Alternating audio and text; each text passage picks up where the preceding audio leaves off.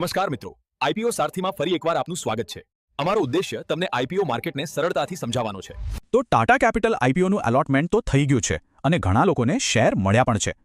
પણ એલોટમેન્ટ પછી માર્કેટનો માહોલ જે રીતે બદલાયો છે તેને લીધે લિસ્ટિંગને લઈને ઘણી બધી અનિશ્ચિતતા ઊભી થઈ છે. એટલે હવે સૌથી મોટો સવાલ એ છે કે કરવું શું? આ એ જ સવાલ છે જે અત્યારે દરેક શેરહોલ્ડરના મનમાં ચાલી રહ્યું છે. તો ચાલો આ વિશ્લેષણમાં આપણે એક્સપર્ટ્સના મતે આનો એકદમ સ્પષ્ટ જવાબ શોધવાની કોશિશ કરીએ. સમજીએ કે આપણો ગેમ પ્લાન શું હોવો જોઈએ. તો અચાનક એવું તે શું થયું કે આઈપીઓના લિસ્ટિંગ પર શંકાના વાદળો ઘેરાવા લાગ્યા છે? અમુક એવા બહારના કારણો છે જેણે આખી ગેમ જ બદલી નાખી છે અને એક નવી મૂંઝવણ ઊભી કરી છે. આનું મુખ્ય કારણ છે અમેરિકા તરફથી આવેલા સમાચાર. વાત એવી છે કે ચીન પર 100% સુધીની ટેરિફ લાગી શકે છે અને આના લીધે દુનિયાભરના બજારો ગગડ્યા છે. અને ખાસ કરીને આપણો ગિફ્ટ નિફ્ટી જે ઇન્ડિયન માર્કેટનો એક અંદાજ આપે છે એમાં પણ ઘટાડો જોવા મળ્યો છે. એટલે સમજી લો કે લિસ્ટિંગ માટે માહોલ થોડો નેગેટિવ બની ગયો છે. માર્કેટના નેગેટિવ સેન્ટિમેન્ટ સિવાય આ અનિશ્ચિતતા પાછળનું બીજું એક મોટું કારણ છે આઈપીઓના પોતાના સબસ્ક્રિપ્શનના આંકડા, જે આશ્ચર્યજનક રીતે ઘણા નીચા રહ્યા છે. મતલબ ટાટાના નામને જોઈને જેવો ઉત્સાહ હોવો જોઈતો હતો એ ક્યાંય દેખાયો જ નહીં. તમે માની શકશો, આ આઈપીઓ ટોટલ મળીને ફક્ત 2 ગણો જ ભરાયો હતો. આ બતાવે છે કે શરૂઆતથી જ ઇન્વેસ્ટર્સ તરફથી કોઈ મજબૂત ડિમાન્ડ હતી જ નહીં, જે સામાન્ય રીતે ટાટા ગ્રુપના આઈપીઓમાં જોવા નથી મળતું.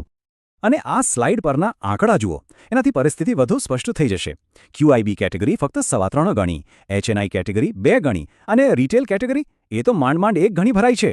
રિટેલ રોકાણકારો તરફથી આટલા ઠંડા પ્રતિસાદનું કારણ એવું માનવામાં આવે છે કે ઘણા લોકોએ એ જ સમયે આવેલા એલજીના વધુ આકર્ષક આઈપીઓ માટે પોતાના પૈસા બચાવી રાખ્યા હતા. ચાલો હવે સીધી વાત પર આવીએ. અહીં સૌથી પહેલી અને સ્પષ્ટ સ્ટ્રેટેજી એવા લોકો માટે છે જેમણે ફક્ત શોર્ટ ટર્મ લિસ્ટિંગ ગેઇન માટે જ એપ્લાય કર્યું હતું. જો તમારો હેતુ ફક્ત લિસ્ટિંગના દિવસે નફો કમાવાનો હતો તો સલાહ એકદમ ક્લિયર છે. તમારી 100% પોઝિશન વેચીને બહાર નીકળી જાઓ, ભલે 2% નફો મળે કે 5%. પ્રોફિટ બુક કરીને આગળ વધવું એ જ અત્યારે સમજદારીભર્યું પગલું ગણાશે. સારું, હવે વાત કરીએ એ રોકાણકારોની જેમને કંપનીના લોંગ ટર્મ ગ્રોથ પર વિશ્વાસ છે પણ સાથે સાથે હાલના માર્કેટના રિસ્કને પણ મેનેજ કરવા માંગે છે. એમના માટે એક અલગ અને વધુ સ્માર્ટ સ્ટ્રેટેજી છે. તો લાંબા ગાળાના રોકાણકારો માટે સલાહ શું છે? 60થી 70% શેર પર પ્રોફિટ બુક કરીને તમારી મૂળ મૂડીને એકદમ સુરક્ષિત કરી લો અને બાકીના જે 30% શેર છે એને લાંબા ગાળા માટે રાખી મૂકો. આનાથી થશે શું? નફો પણ ખિસ્સામાં આવી જશે અને કંપનીના ભવિષ્યના ગ્રોથનો ફાયદો પણ મળશે. અને આ સ્ટ્રેટેજીને વધુ મજબૂત બનાવવા માટે જુઓ કે એક એક્સપર્ટ પોતે શું કરવાની યોજના બનાવી રહ્યા છે. તેઓ કહે છે કે એમને 522 શેર મળ્યા છે અને એમાંથી 350-400 શેર એ લિસ્ટિંગના દિવસે જ વેચી દે છે. આ બતાવે છે કે તેઓ માત્ર સલાહ નથી આપી રહ્યા પણ પોતે પણ આ જ પ્લાન પર ચાલી રહ્યા છે. પણ એક સવાલ, જો લિસ્ટિંગ આપણી ધારણા મુજબ ન થાય અને ભાવ નીચે આવવા માંડે તો? દરેક રોકાણકારે આ પરિસ્થિતિ માટે પણ તૈયાર રહેવું જોઈએ. તો ચાલો જોઈએ કે જો ઘટાડો આવે તો કયા લેવલ્સ પર નજર રાખવી. એનાલિસિસ મુજબ નીચેની તરફ 3 મુખ્ય સપોર્ટ લેવલ છે: ₹324, ₹309 અને ₹289.